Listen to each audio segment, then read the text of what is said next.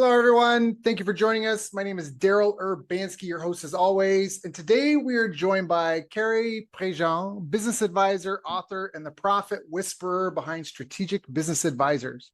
Cary helps business owners find at least 100K in hidden profits in under an hour. He often doubles their net profit in 9 to 12 months, starting in month one. Backed by over 40 proven strategies and a proprietary diagnostic system, he simplifies growth, cash flow, and team operations. His well-oiled machine process turns chaotic businesses into profitable, low-stress powerhouses. He specializes in helping companies stuck in second gear shift into high performance. He's trusted by founders, certified by results, powered by profit. I've asked him to join us here today to share his story and timeless insights from an amazing 40-year career to help guide us all into the future. So, Cary, thank you so much for joining us, my friend. How are you? Hey, Dal, thank you so much. I was impressed hearing it. I'm kidding, but it sounds better when you can hear the whole thing. Yeah, that's right. Hindsight's 2020. So now, before we get into obviously what you've accomplished now and what you're trying to do moving forward, how did you even get started in this? Is this something your parents were into, or are you carrying their torch? No, my dad was a doctor. He didn't know anything about financial statements. He couldn't read his tax return. All he knew was that when they told him how much you got to send in, he used to be in a bad mood from March to May. Anyway, no, I'm one of the quote black sheep of the family. Everybody else pretty much went the medical route, becoming doctors and what have you. I chose to go to accounting. The original thought was go to accounting, get my CPA, go to law school, become a tax lawyer. Thank God I didn't do that. And what inspired me to do that was my father's bad mood from mid-March to mid-May for taxes. If you can figure out how to beat this IRS thing, this tax thing, he said people will beat a path to your door. Anyway, in accounting, in my early days, getting back to the story, in my early days in accounting, what I noticed was most business owners don't know how to read a financial statement. Very little distinctions about the KPI. They didn't call them KPIs back then, but the financial numbers that matter, that could help them manage their business better, more effectively, more profitably. The mantra for most of these business owners is we got to sell more. We got to sell more. Right. When that's only a small part of it. And again, the language of accounting, the language of business is accounting. And if you don't speak accounting, you're going to be blind to a lot of stuff, which is the case I found with most business owners. So what I guess the possibility I saw is I could help many business owners over time by helping them really learn how to manage by the numbers and not just reading financial statements. That's part of it. But one of the things we do to reassure the business owner that things are running well, because we want them to get out of the day-to-day of the business, is we give a weekly, what I call dashboard report. It has all the KPIs on there, like 8 to 10 weeks of cash projections. What's your receivables aging, your payables aging, if you have inventory, how's the inventory aging? All your taxes being filed and paid? What's your revenue look like week to date, month to date, year to date, everything according to budget? Are you behind schedule or you're ahead or you're okay? Is there anything, in other words, it shows you just like the dashboard on your car. You don't really pay attention to it, right? Until something starts flashing, you have a problem. You're running low on gas, your battery's not charging, check engine light, you're overheating, whatever it is. So that's what the dashboard is designed to do, is to let you know when there's a problem. And if you have your business already running on process through a system of processes, you shouldn't need more than, I don't know, a couple, 3 managers at the most, unless you're getting really big. You're talking about global corporations. But generally, most small to medium-sized businesses can be managed by probably 1 to 3 people. And really their main job is just have the processes all documented, number one, make sure everybody has a copy and they understand their role and everybody else's role. But mainly it's like from day to day, it's just follow the process. Yeah. And generally when something goes wrong, it's not following the process. Get back and follow the process. Yeah, I love that because that's essentially what a franchise is. When someone buys a franchise, what they're buying is a book of processes on how to run the thing. And then from my understanding is that a lot of franchisees are required to pay a certain percentage of revenue back to the HQ for marketing. And how I understand it is they get the manual for how to run the business, the operations, the location, and then they pay back to the HQ, which acts essentially like a marketing department. And they test small, roll out big fast. So they do small tests in different markets.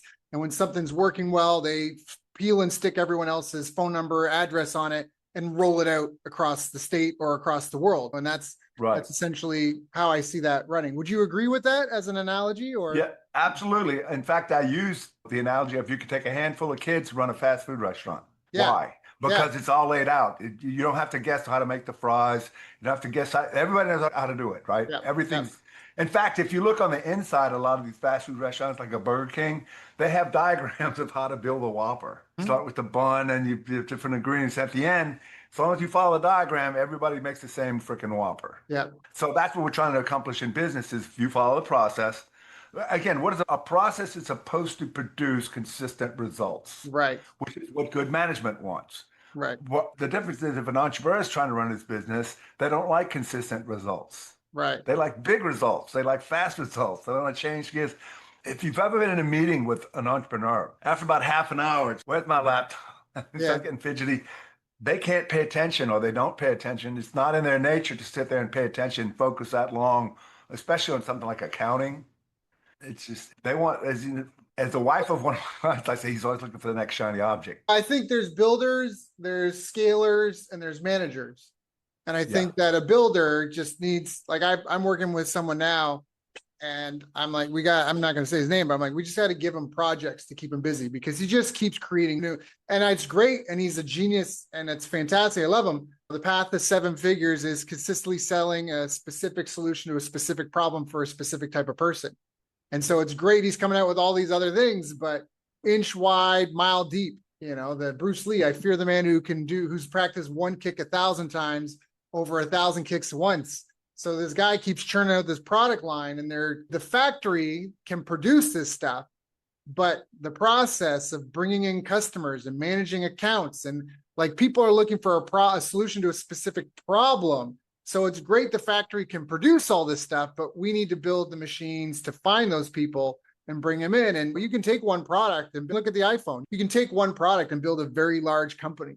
Yeah. It helps if you have more products. Sure, it can help 100%. But I fully appreciate what you're saying, 1,000%.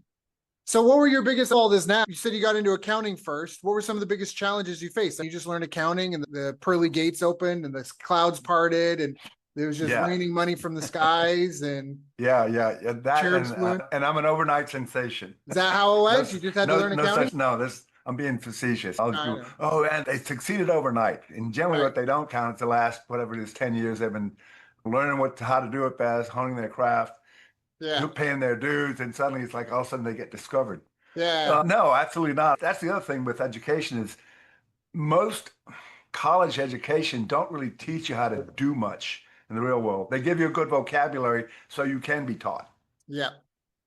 Same thing with accounting. Okay, I got out. I know I could do certain accounting things. And I remember stuff from some of my junior and senior classes. But when it came time to actually like performing an audit, I had not a clue.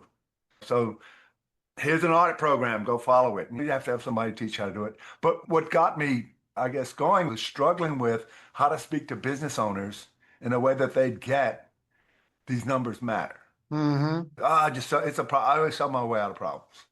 There's some problem. Here's the first one that really woke me up. This guy he had hired me away from Arthur Anderson. He was a client in New Orleans. I was working in Houston. He hired me away and he had an equipment dealership.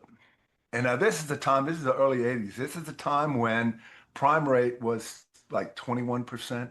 Well, no, that federal discount rate is 21%. So prime rate was somewhere around 25, 28%, depending where you were. He had a credit line based on his receivables and his inventory that he was paying I think it was close to 30% interest on. That you're structurally going to fail unless you have a really profitable business that has huge margins, has a huge bottom line. 30% interest on your working capital, that's going to crush most people. Yeah. And he didn't see it coming. And he had he had bought him a $2 million sailboat. He had a Rolls Royce for his wife. He had all this stuff. And you need to cut back on your lifestyle. He goes, I just sell my way out of the problem. And a year and a half later, he was bankrupt. And couldn't believe it. He had a business that was successful for, I don't know, into the 30 years. He had a very successful equipment dealership for 30 years. And the financial reality of the early 80s with high interest rates like it was just crushed him. And he couldn't see it. He couldn't hear me. And again, I was a 28, not even 20, I was a 25-year-old kid. Yeah. So what do you know? But again, even after that, in businesses, they just, here's your financial statements. Got any questions? No, it's just like page of numbers. I don't have any questions. I think of it like Sudoku. If anyone here has ever done a Sudoku puzzle, you get a page of numbers, and you sometimes just have to sit there and just stare at it and just wait for your brain to make connections on. So you have to be patient with yourself. You have to just stare at it and think and figure out what number goes where. And I think of that when I think about companies' finances and the stats and you call it the dashboard report. It's not a story. It's not put on a platter. You got to know what to look for. And if you don't know what to look for, sometimes you just have to just soak it in for a minute. You got to just put 10 minutes on a clock and just go over the numbers and be like, what is here? What do I see? Yeah, up to a point, and they don't have that much of an interest or that much of a commitment to really learn them. Right. What I found works is if you'll sit down with them and give them a layman's narrative of, you see this relationship of the numbers, that's what this means. It means you're not that liquid. You see this relationship of the numbers, it means you're financially strong, so to speak. You see this number of inventory turnover to sales, it means you're highly efficient turning over your inventory. Or it's low, you're not very efficient at turning over your inventory. You probably have some dead inventory.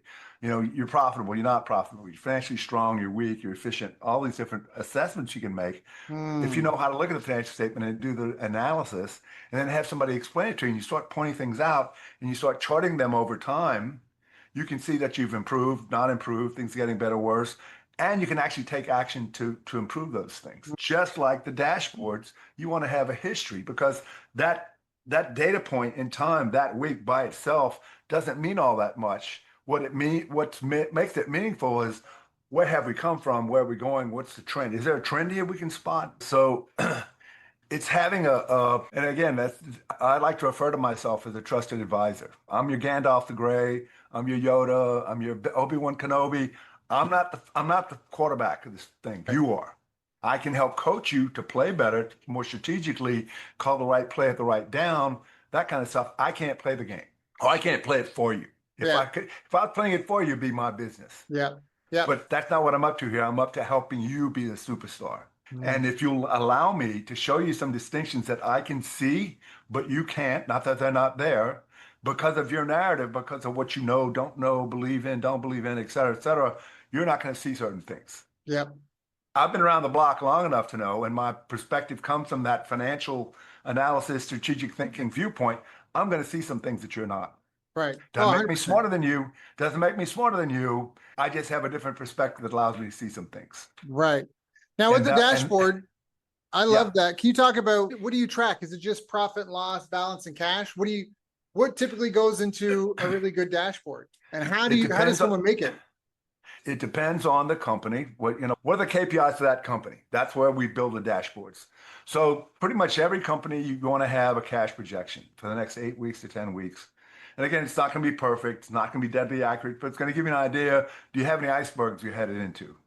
Do you need to take some corrective action in terms of, maybe you need to get a short-term loan, maybe you need to accelerate some receivables, maybe you need to delay some payables, maybe you see if there's a way that you can make these payments over time or something. Find a solution before the iceberg gets here. And somebody's saying, hey, boss, we need a check that's bigger than the checking account. But again, sales, another thing. You want to track sales. Where are we? If you're in the middle of the month, but you only got 25% billed, is there a problem?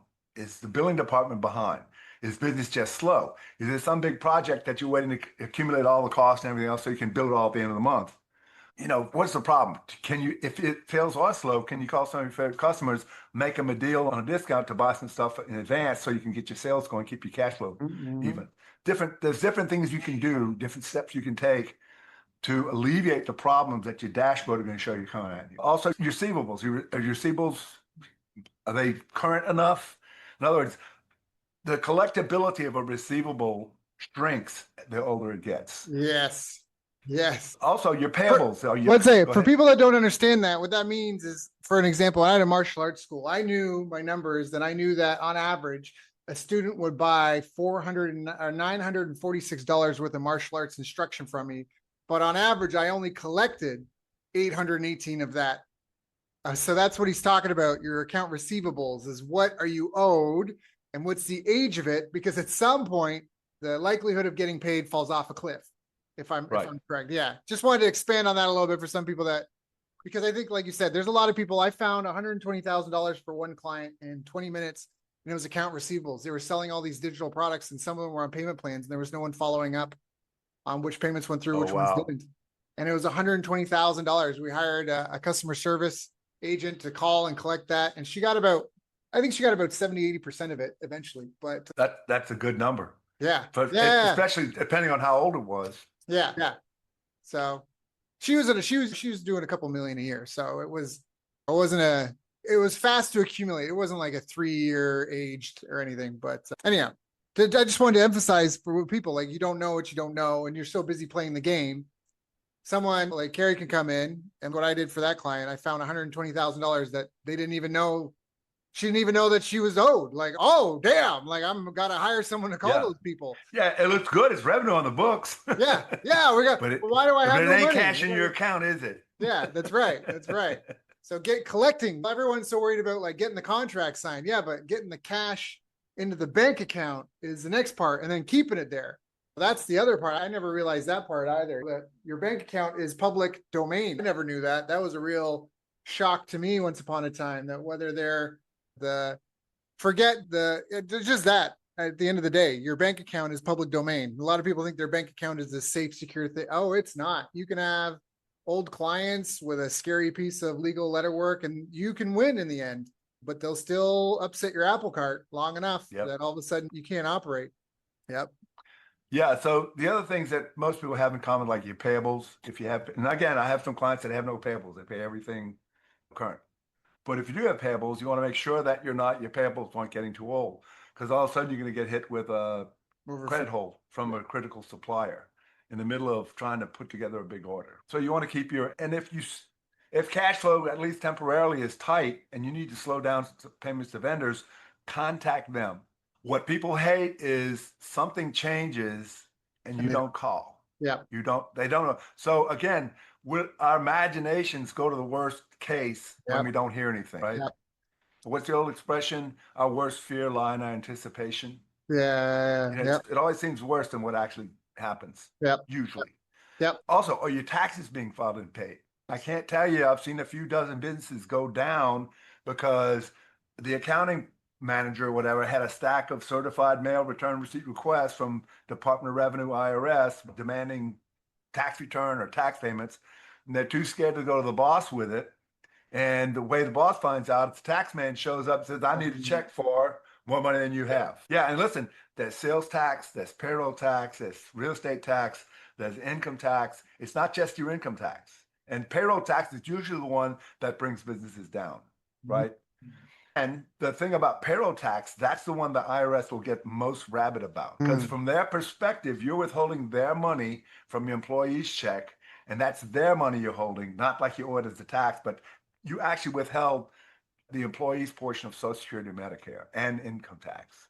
So like they hold you as a fiduciary. So if you don't remit that, their collection action on that kind of stuff, they're pretty rabid. Vicious. Yeah, taxes. That's a whole, oh my goodness.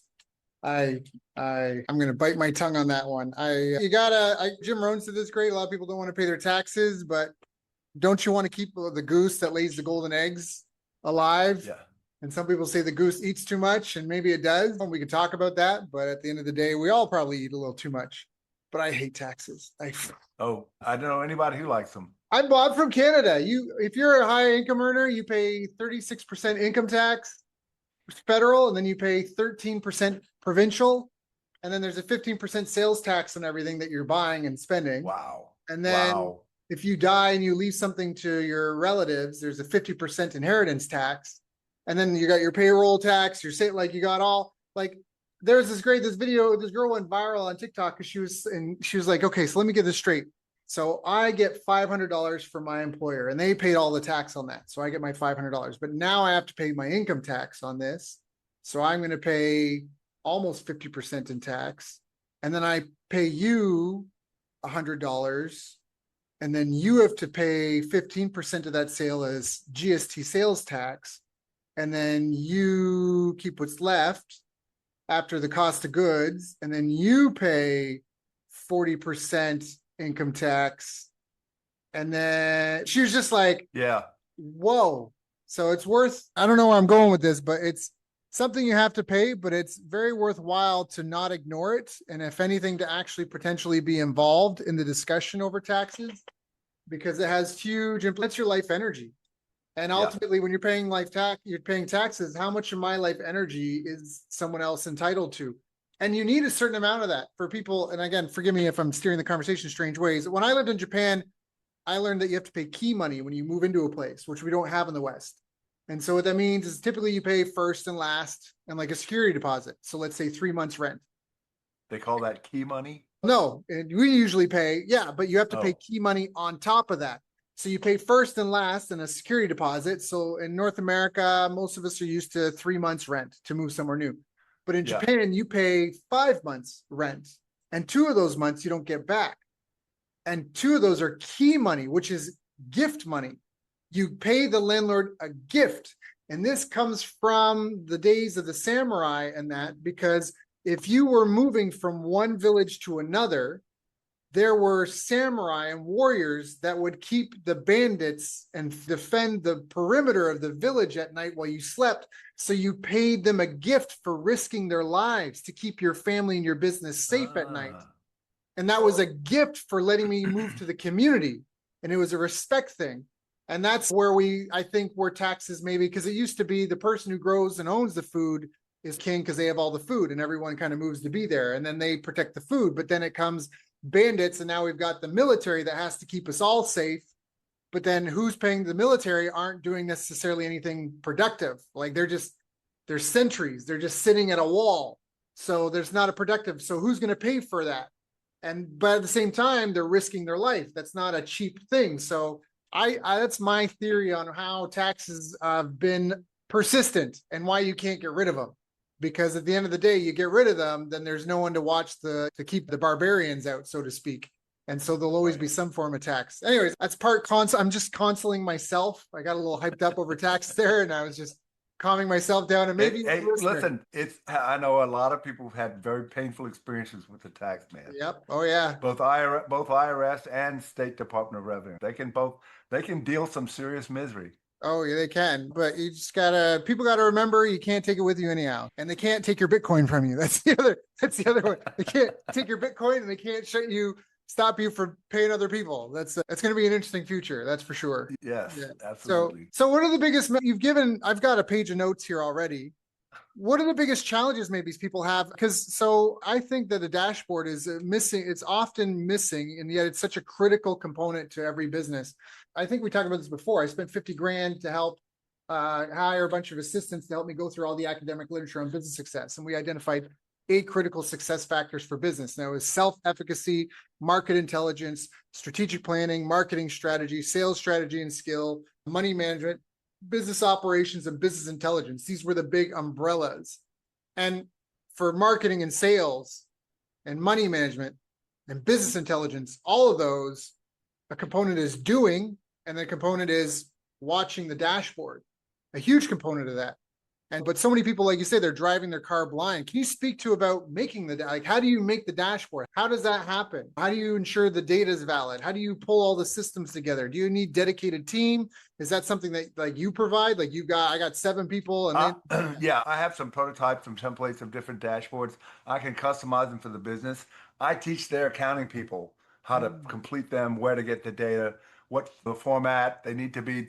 And I generally like to have them on a Friday, not right, the previous week. Or some people like a Monday, out of whatever day of the week you want, fine right, with me. I like to read them on a Friday. yeah, It gives you some perspective on what's been going on and what do we need to do for next week, if anything. right, Yeah, you spend an hour, and think of it this way: how much time do business owners spend mired in accounting stuff? yeah, none. Receivables haven't been collected, so they got to call the client, they got to Um, do whatever. Coordinate. Some payable needs to get caught up. Financial statements haven't been done in 3 months.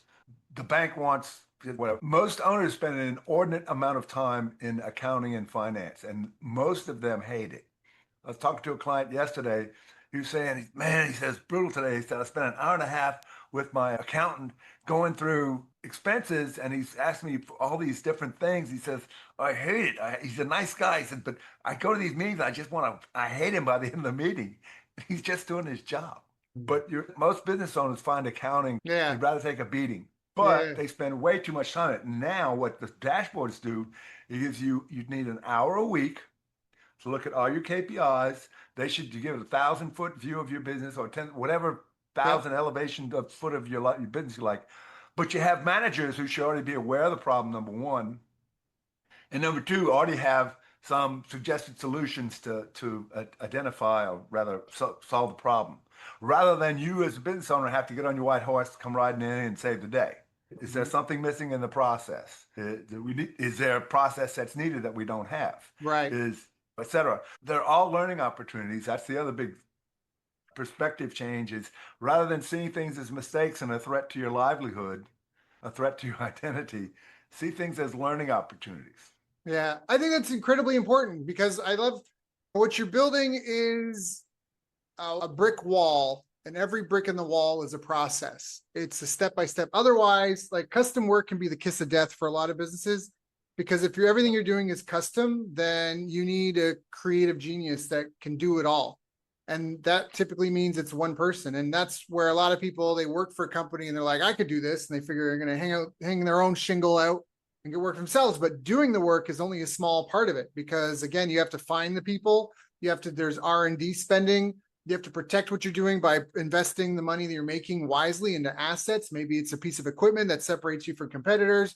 Maybe it's something like buying the property that your business resides in. There's all sorts of things that you can invest in to build a moat around your business. And so there's like the doing of the work is actually just a very small piece of the work. It's like saying, I just need to put a seed in the ground and I'm going to get bananas. Like that's just not, there's a lot that goes into it. And so I'm just going to show up and cut the hair. I'm just going to do this. That's great. And that is needed. It's a necessary part. And you got to do it well, especially in today's day and age, because things are so transparent, but it's not going to win you, the Business of the Year Achievement Award. You can get by maybe, but you are very vulnerable to a lot of things. Yeah. What are some of the best habits? You talked about 1 hour a week to review your dashboards. What are some of the other mission critical habits that you think business owners need to develop? On top of having a system of processes that runs the business, that's critical. Unless you like spending all your time working in your business, which is really not your best contribution. So processes, actionable financial data.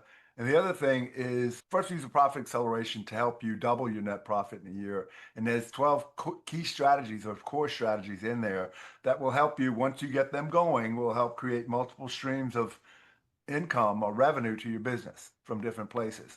And again, I don't do it for you, but I can show you and your people, generally your people, how to do it and get those things into a process, get them up and running and to generate the revenue to where now selling more is not going to be as much of a concern. You can see the sales going off. Really what we want the business owner to do is you've had the vision to see the possibilities and turn it into revenue. So how can you do more of that? Because that is your most valuable contribution to your business. And part of that is how can you design your business into the future? How can you design the business that you want it to be 5, 10, 15, 20 years from now? What do you want it to look like? Do you have a market footprint you want to be in? What goods and services? What kind of culture do you want to have? How much revenue you want to produce? How much net income do you want to produce? What kind of lifestyle do you want to produce? How much time do you want to be able to take off? Et cetera, et cetera, et cetera. As much detail as you can imagine. And what I work on is satisfaction. What's going to satisfy you? And for me, satisfaction is a matter of enough action. So how much revenue is enough action to satisfy you? How much income to you to support your lifestyle is enough action? How much time do you want to be able to take off, spend with family, friends, hobbies, whatever? In other words, we're gonna design your life into the future with your business. Because if you don't design it, guess what? Everything else out there will, and they're gonna put it in a place you probably won't like. Yeah, I love that. You run to these guys that we've been doing the same thing for 20 years, and it just doesn't seem to work as well. Yeah, no kidding. Yeah. R&D is overlooked, often not discussed, essential part of any business. You have to have some sort of R&D. I worked with Michael Gerber directly for about 1.5 years. And one of the big things that he harps on, having done this for over 50 years, is business owners need a vision. They need a vision and a why that is big enough that you can assimilate any technology. AI is out. Great. We'll assimilate it into our processes because we're chasing this North Star.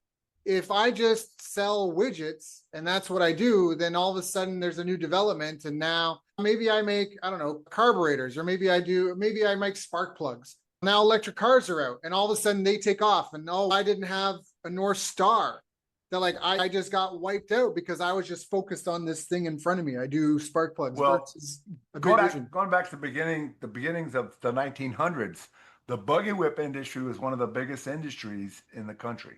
And now there's maybe a handful of them, Yeah. right? What happened? The automobile key punch machines. You're probably too young to remember those, but those when computing was about, you had this big deck of cards and you had to punch in the code the right way. Yeah. And you'd feed the cards that had punched holes in them through the computer and it would read the program. Now again, you needed a deck of cards about this thick to do something as simple as like a recipe.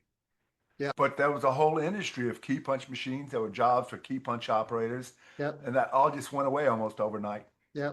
Yeah. Same thing with LP records are now making a comeback, but for a time they went away because they got replaced with cassettes and then CDs. Now streaming service. Yep. When's the last time you bought a CD? Yeah, it's been forever because I can't take it with me. But if I get the file, I can put it on all my devices and go. And so you really have to have a greater why and a deeper, and you have to focus on the problem that you're solving and how to solve it more excellent than anybody else and obsess over that. And that should see you through. You still have ups and downs, but if you're obsessed about solving a specific problem in a specific way for a specific type of person, and you're obsessed about being the most excellent at that, should help see you through. You still have to market. The business graveyard is littered with world-class products and services that were either ahead of their time or nobody knew about them. So there was no marketing and sales. Good marketing can sell a non-existent product when bad marketing can't give away free gold.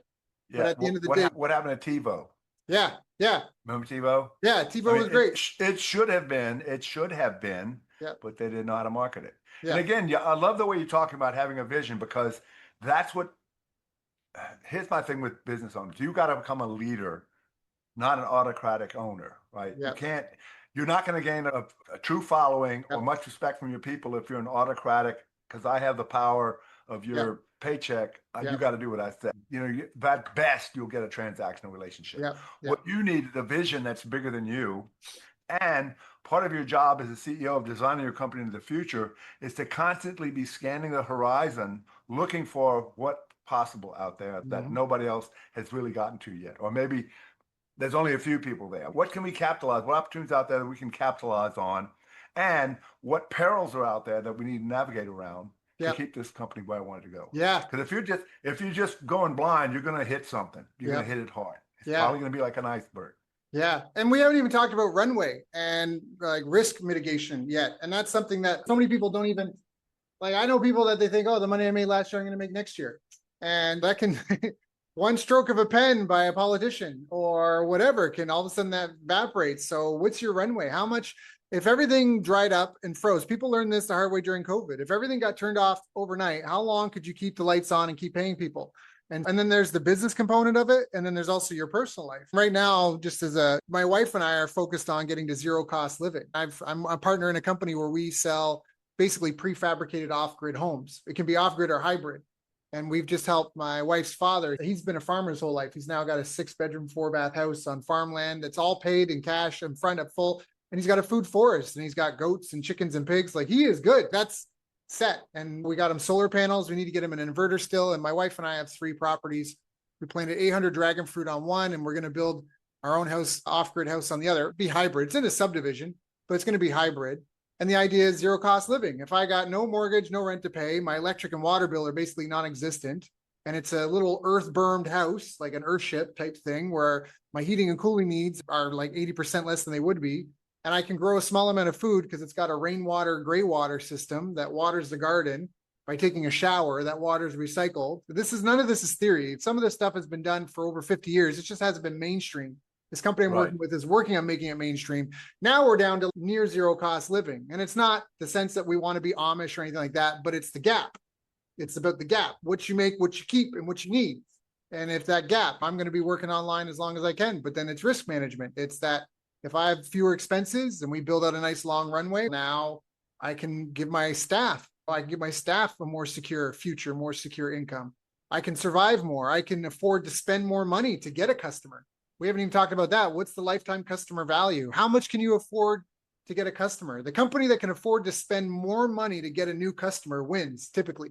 Because I had a martial arts school in Canada and I started offering, I think it was about $120 worth of free gear if they signed up with me. Now my wholesale cost was like 60, $70. but I basically was breaking even between my marketing expense and the gear on the first month. And then everything after that, I would make profit on. And my competitors were like, he's crazy. He's going to make himself go bankrupt. But what I did is I gave the most attractive offer in the market. And I went to 0 to 6 figures in my first year. And it was because you go sign up with them, but then you got to pay them and you got to spend $150 on gear, or you get it free over here. That's a compelling offer. So there's a lot of nuggets in here, a lot of value. People may want to listen to this more than once.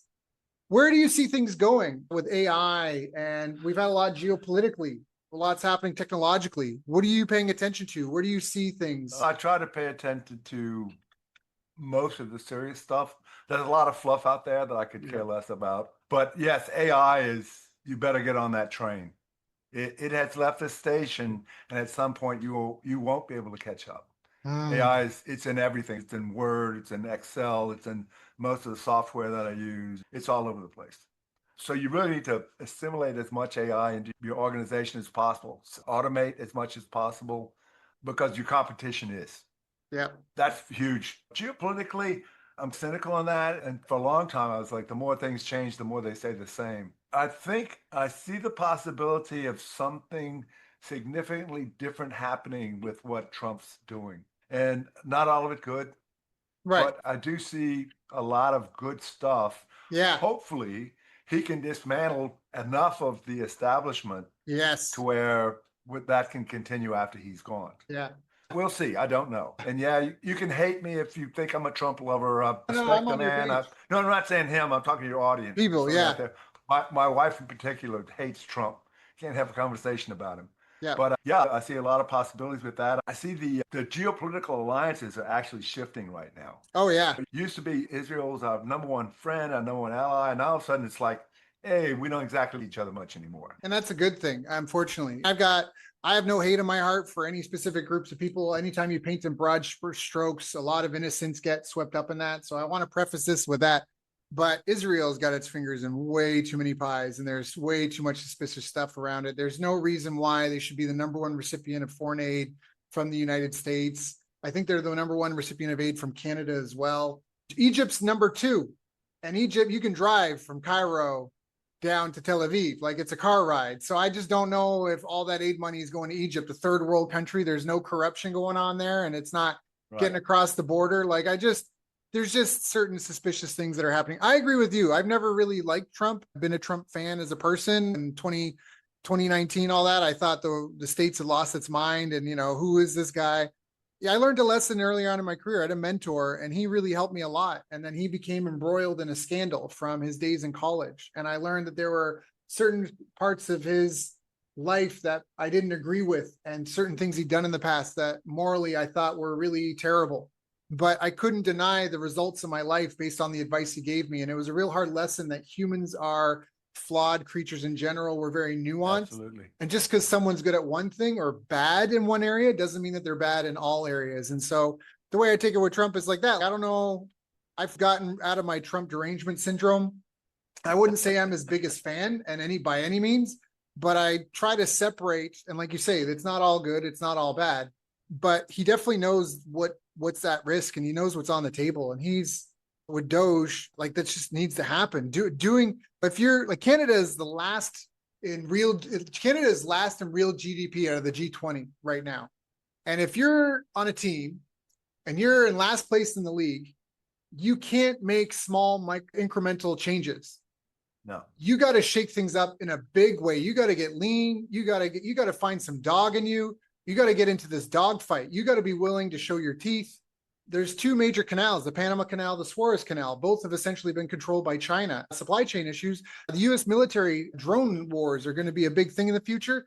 U.S. military drones all come from China. That's a bad idea. If you buy all your equipment from potentially very bad idea. Yeah. Hey, I'm going to go to war with Russia, and I'm going to have Russia supply me with all my weapons. There's just stuff that's nonsensical. And there's so much corruption in the political class at this point. Absolutely. That you need something. So I'm putting this out there. Like you said, it's not necessarily for you, but for the listeners. Sure. Okay. It can be a terrible. It's like the whole Hitler thing. Like, great, terrible person. Sure. Did incredibly terrible crimes. I think recently this Kanye West came out with this song. And what I like about it is it's put certain things on the table for discussion, and you're not supposed to talk about them. But secrets, we all learn as kids, secrets are bad. And so why are something secrets? Like, why is it a secret? It doesn't need to be a secret that he was a bad guy, but can we go a couple layers deeper? Why did he become a bad guy?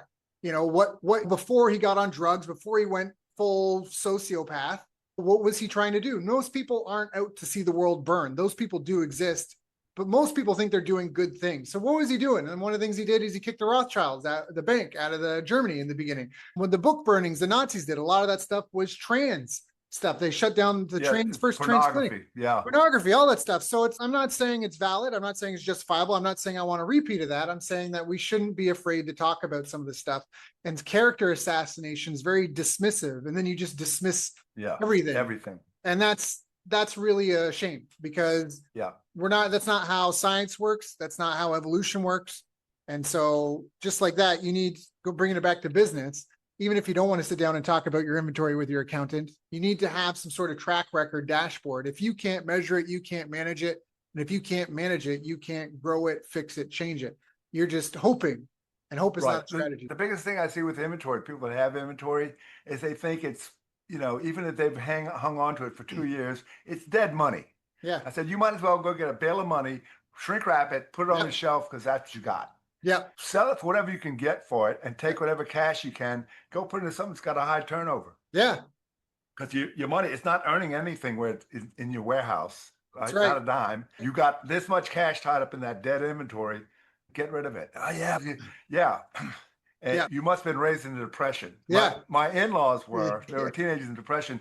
And the first one went to the house, they had the big ball of rubber bands, a big ball of twine. They were reusing aluminum foil. It was just, but again, that mentality got burned into their brains in the 30s when there was like nothing. And money was hard to come by. Yeah. So they were very much, you never know when you might need that someday. You might want to save that. Yeah. I'm a fan of having maybe a 3-month supply of foods and soap and things like that. But I'm talking about inventory that hasn't seen the light of day in 2 years. Yeah, sell that. Yeah, get rid of it. Get rid of it. Dead money. It's dead. It's like emotional baggage. It's doing nothing good for you. Just get rid of it. Right, exactly. I love that. I love that.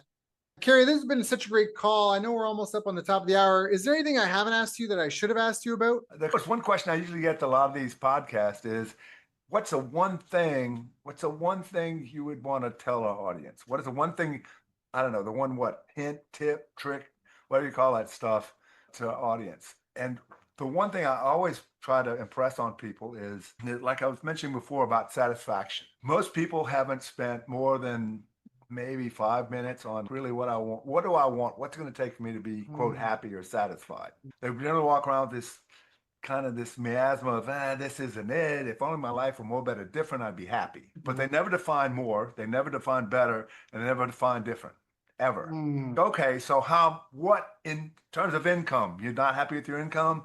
How much income do you want to have? What would you be satisfied with? If you just want more, here's $1 more. Are you satisfied? What kind of relationship do you want to have? What does it look like? Not she makes me or he makes me feel, because nobody can make you feel, but what actions would happen? What results would you see in the relationship? In your physical body, what kind of physical condition do you want to be in?